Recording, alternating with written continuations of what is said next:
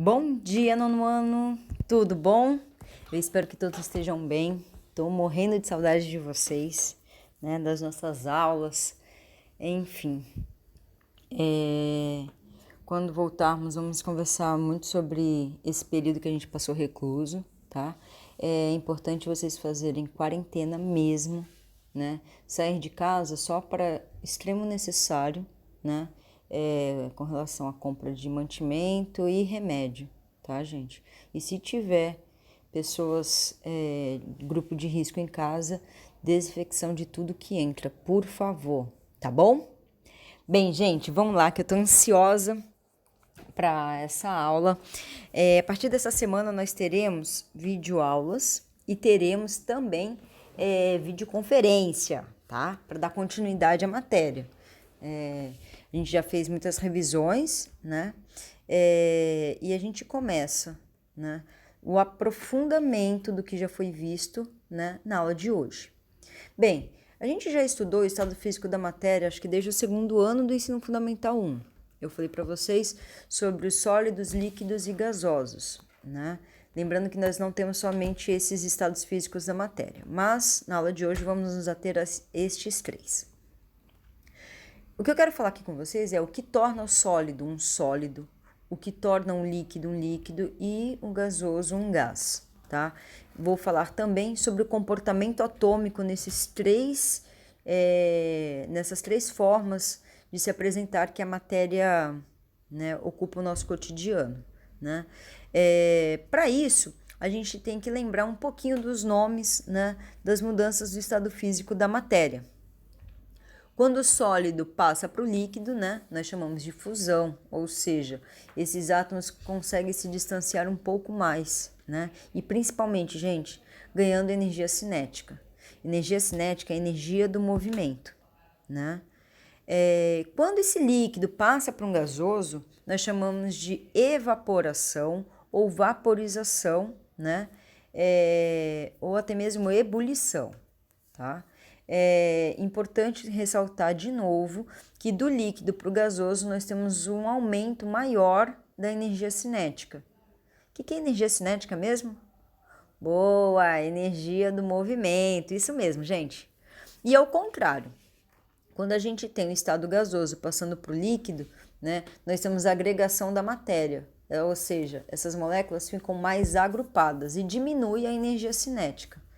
E quando a gente tem o estado líquido passando para sólido, que é a solidificação, nós temos aí a passagem de um estado da energia cinética para ficando com o menor movimento possível. Então a energia cinética é bem pouca, tá? Professora, as moléculas no estado sólido têm movimento? Tem. Não. Sim. Tem movimento sim, gente, só que é bem pouquinho, tá? Exemplo é quando a gente entra numa casa de madeira e a gente escuta na madrugada uns estalos. Esses estalos são as dilatações da madeira, né? A madeira dilata e contrai, dependendo da temperatura. A gente vai falar no fim da aula sobre temperatura também, tá? É importante ressaltar, gente, aqui o comportamento atômico, tá? Está diretamente relacionado, né, à temperatura e à pressão, né? Ou seja, os estados físicos da matéria, voltando aqui, né, tá ligado à pressão e temperatura. Por exemplo, né, na natureza, onde encontramos o gelo na natureza? Né? Na natureza mesmo, lá no Polo Norte e no Polo Sul. Muito bem. E nessas regiões do Polo Norte e Polo Sul, a gente tem alternativa A, um calor infernal. Alternativa B, um frescor que a gente encontra na Caatinga. Ou alternativa C, né? Um frio de lascar, né? Acho que é um frio de lascar, né, gente? Misericórdia. Então, consequentemente, né, na natureza, quando a gente encontra, por exemplo, o gelo na forma sólida, nós temos um frio de lascar. Professora, por que as rochas que estão no estado sólido não são encontradas no frio de lascar, né? Porque aí nós iremos falar de característica específica, propriedade específica da matéria. que é em física que vocês vão aprender, densidade, tá? Densidade, temperatura de ebulição, temperatura de fusão são propriedades específicas da matéria, tá? Fusão é a passagem do estado sólido para o estado líquido. Consequentemente, ponto de fusão ou temperatura de fusão é a temperatura exata com que a matéria passa do sólido para o líquido, tá bom? E a de ebulição, professora?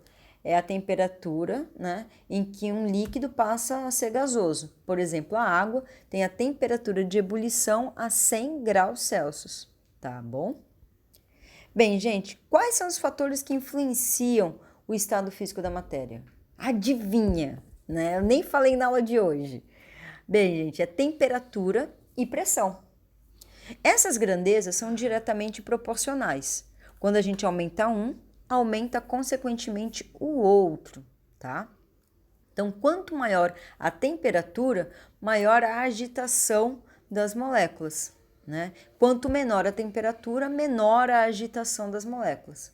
Senhor, então eu posso aumentar a temperatura até ao infinito? Não, até o infinito também não, né?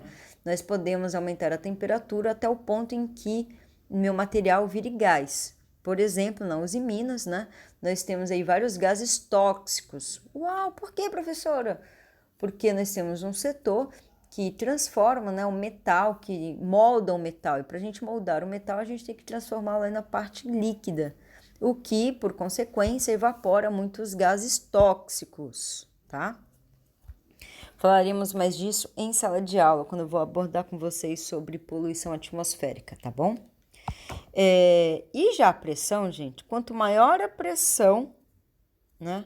Olha só o bonequinho, o recipiente vermelho, tem 3 pezinhos. Como é que tá a pressão? Tá maior. Quanto maior a pressão, maior a agitação das moléculas. Quanto menor a pressão, né, mais dispersas as moléculas estão. Então, lembra no 6º ano que eu falava para vocês, né? Onde a pressão é maior, né? No centro da Terra ou nas nuvens, né? Então, quanto mais para baixo nós vamos, mais próximo ao núcleo da Terra e, consequentemente, maior é a pressão, né? E quanto mais longe estamos do núcleo da Terra, menor a pressão. Por isso, nós temos a formação de gases na atmosfera. Entenderam?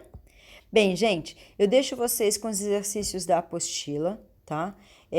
Do último capítulo, e agora é só revisional e correção dos exercícios, tá bom? Eu vou passando também os conteúdos na plataforma. Um beijo, saudade de vocês e até a próxima!